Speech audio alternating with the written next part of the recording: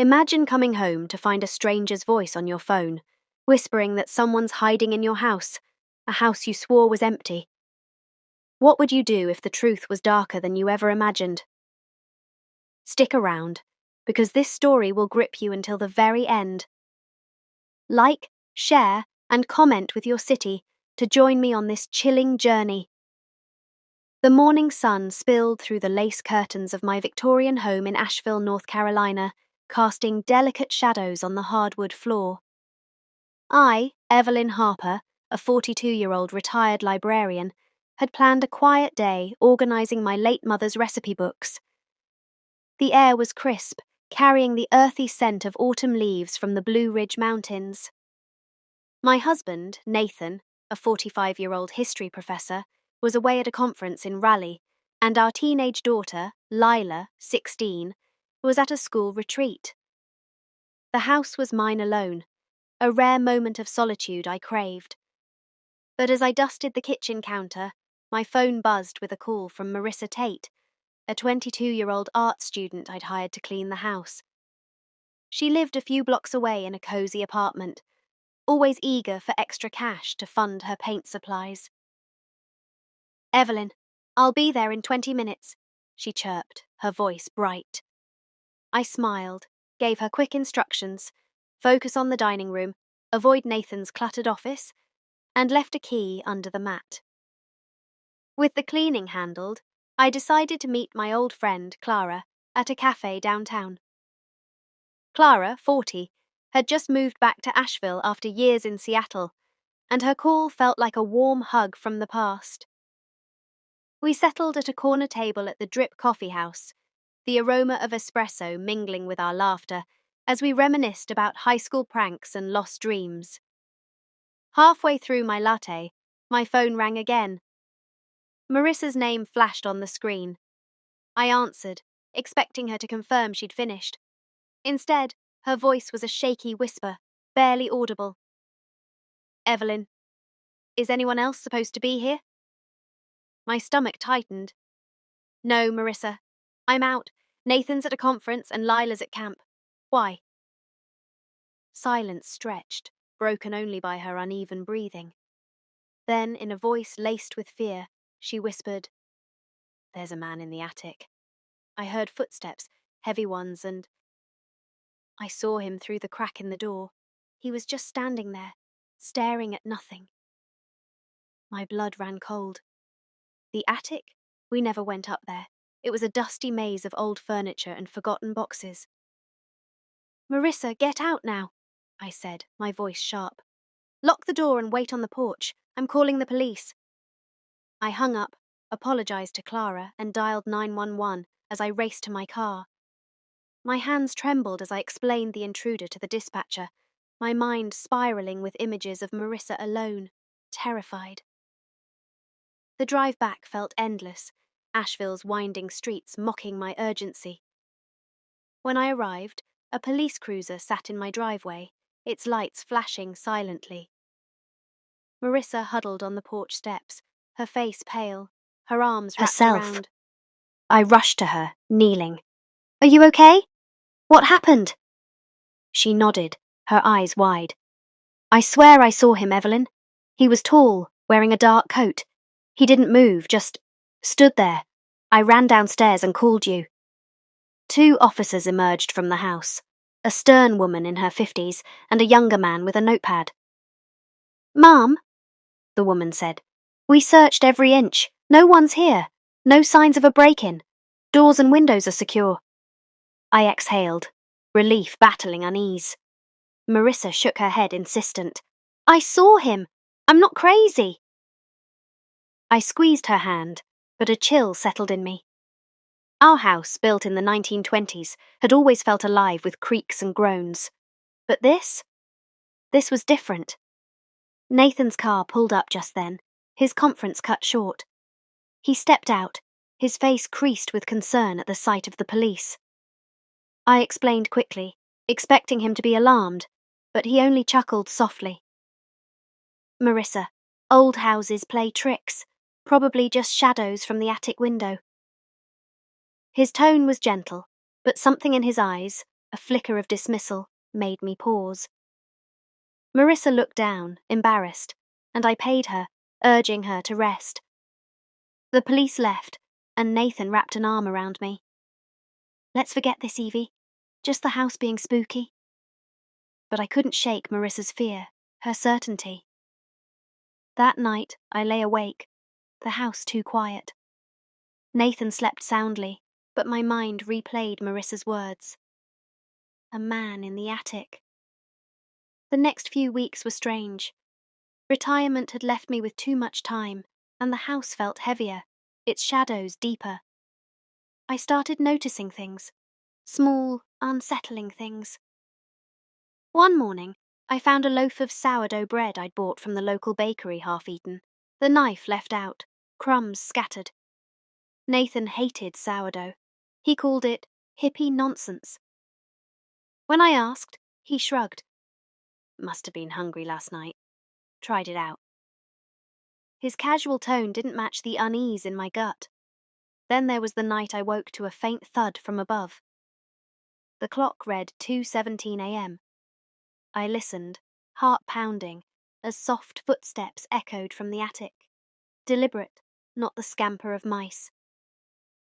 I nudged Nathan, but he mumbled, "Just the house settling," and rolled over. The noises stopped after that, but sleep didn't come. I began watching Nathan closely. He'd always been steady, predictable, but now he seemed off. He'd lock himself in his office for hours, claiming he was grading papers, but I'd hear no typing, no rustle of pages. One evening, I found a muddy boot print by the back door, too small to be Nathan's. He dismissed it as a neighbour's kid cutting through our yard, but the print was fresh, the mud still wet, and no kids lived nearby. My unease grew into suspicion. I decided to investigate the attic myself. Nathan was at the university, and Lila was still at camp. I dragged the old ladder from the garage, its metal rungs cold under my hands. The attic hatch was stiff, the latch rusted, but I pried it open. A musty smell hit me. Old wood, dust, and something sharp, like stale coffee. My flashlight beam cut through the dark, revealing stacks of boxes, a cracked mirror, and a rocking chair draped in a sheet. Then I saw it. A corner of the attic was oddly tidy. A small table held a flickering lantern, a notebook, and a tin cup. My heart raced. Someone had been here.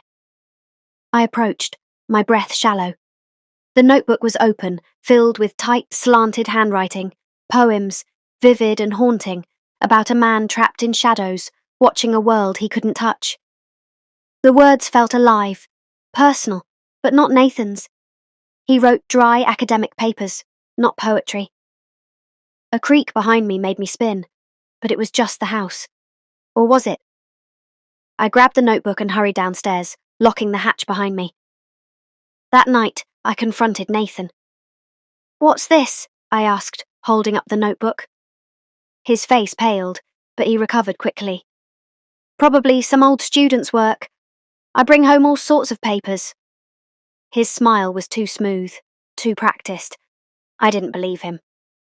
The next day, while Nathan was out, I searched his office. Under a stack of history journals, I found a locked box. I pried it open with a paperclip, my hands shaking. Inside were more notebooks, all in the same handwriting, and a faded photo of a young man, maybe 30, with sharp eyes and a crooked smile. My breath caught. I knew that face. Elliot, my cousin, who'd vanished 20 years ago after a fight with his family. We'd assumed he'd left town, started over somewhere. But here he was, staring back at me. My mind raced.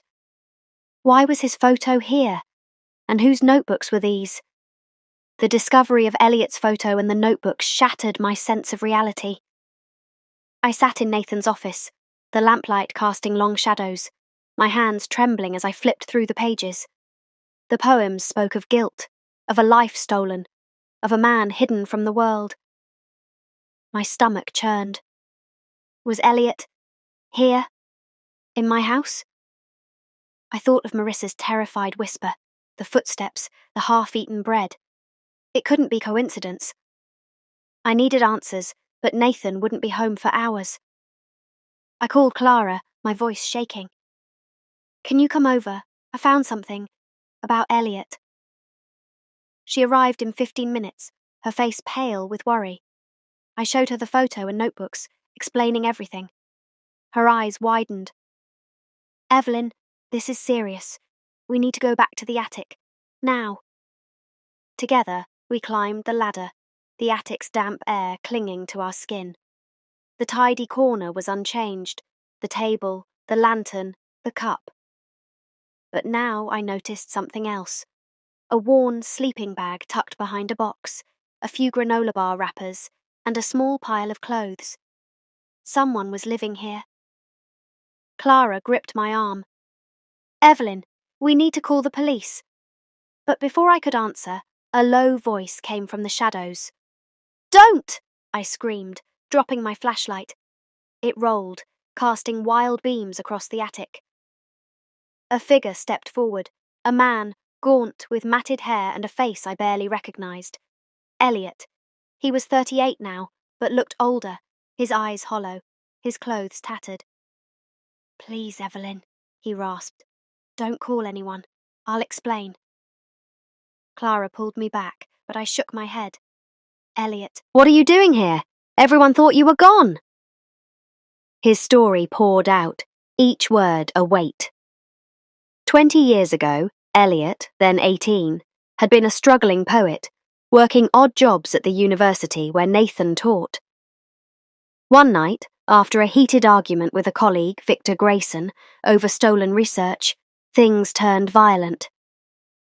Elliot, in a panic, struck Victor with a heavy bookend. Victor fell, dead. Nathan, who'd been nearby, found Elliot over the body. He told me I'd go to prison, Elliot said, his voice breaking. He said he'd protect me for your sake, Evelyn. He hid me here, in the attic, said it was temporary. Temporary became 20 years. Nathan fabricated a story that Elliot and Victor had eloped together, using Victor's sudden withdrawal of funds to fuel the lie.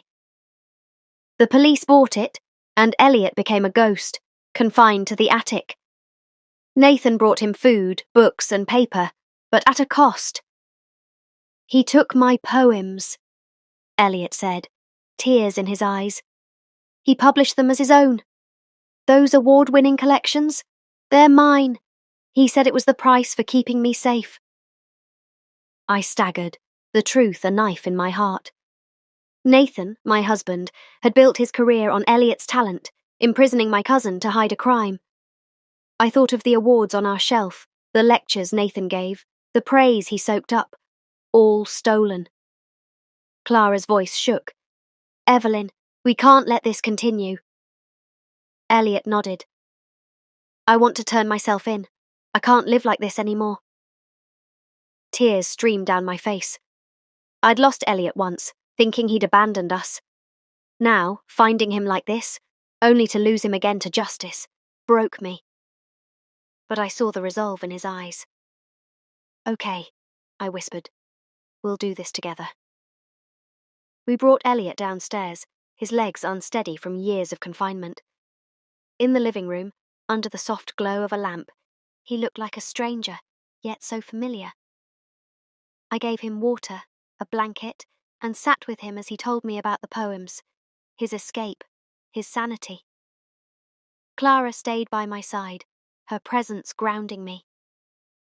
The next morning, we drove to the Asheville Police Department. Elliot, dressed in Nathan's old clothes, sat silently, staring at the world he'd been denied. At the station, he confessed everything, the fight, the accidental death, Nathan's cover-up. The detectives listened, stunned, as they reopened Victor's case. A team searched our attic, finding Elliot's notebooks, clothes, and a hidden stash of Nathan's notes detailing the lie. Another team, guided by Elliot's directions, found Victor's remains in a wooded area near the French Broad River. Nathan was arrested that evening at the university. I wasn't there, but a colleague later told me he went quietly, his face blank, as if he'd expected this day. I felt no satisfaction, only a hollow ache. The man I'd loved for 20 years was a stranger, a thief of lives and dreams. Elliot's case became a media storm, the Asheville attic poet scandal. His confession, backed by the evidence, earned him a reduced sentence for manslaughter, with credit for the 20 years he'd already served in Nathan's prison. I hired a lawyer to fight for him, hoping he'd find peace. But peace was fleeting. A week later, as I prepared to visit Elliot, the phone rang. "Miss Harper," a cold voice said. "Elliot Reed took his life last night." The world stopped. My cousin, who'd fought to survive in darkness, couldn't face the light. He left a note, delivered to me later that day. "Evelyn," it read, "I'm free now. My poems were my voice, but I couldn't carry the guilt. Publish my last work, under my name, Elliot Reed. Let me be remembered." I clutched the note, sobbing, vowing to honour him. The trial against Nathan was brutal. He confessed to everything, hiding Victor's death, imprisoning Elliot, stealing his work. The evidence was overwhelming.